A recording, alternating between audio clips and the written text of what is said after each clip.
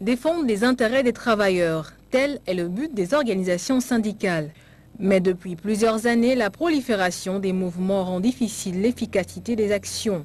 Au Togo, au Mali ou encore au Sénégal, la question de l'unité des syndicats est donc d'actualité. Il y a les centrales syndicales qui s'accusent de temps en temps. Chaque fois, on dit que non, qu'il y a une qui fait le jeu de parti au pouvoir.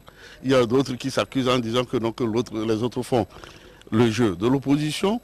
Et tout ça là, ce n'est pas clair. Tant que nous n'allons pas nous départir de ces idées-là, nous allons avoir toujours des problèmes. La plus simple des choses, c'est de voir les mouvements syndicaux comme ayant un seul objectif, la défense des intérêts des travailleurs.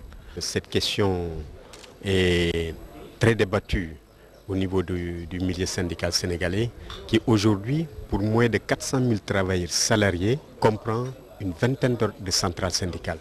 Vraiment, le rapport est effrayant. C'est pourquoi nous faisons partie de ceux qui défendent une recomposition du mouvement syndical pour renforcer son efficacité, mais également pour restaurer l'espoir des travailleurs qui commencent à douter de nos capacités, mais aussi à douter de la confiance qu'ils doivent nous apporter à cause de la dispersion des forces syndicales qui, à terme, rend notre mouvement pratiquement inefficace en dehors de quelques actions isolées au niveau du mouvement.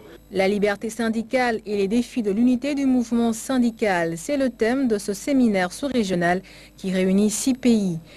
Appuyés par le Bureau international du travail, les secrétaires généraux vont réfléchir sur les possibilités d'unité syndicale dans la perspective d'une meilleure défense des intérêts des travailleurs. Pour que les organisations syndicales puissent avoir une influence dans les domaines économiques et sociaux auprès de leur gouvernement ou auprès de patronat, il faut bien qu'ils soient unis et forts et qu'ils parlent d'une même voix.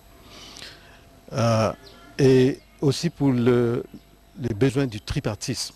Nous voulons encourager les centrales syndicales à réfléchir sur une possibilité d'unité du mouvement syndical dans les pays respectifs, une possibilité d'avoir une unité d'action, c'est-à-dire des actions communes sur des points communs, sur des thèmes communs, et aussi de se présenter comme une force vive, importante dans la société.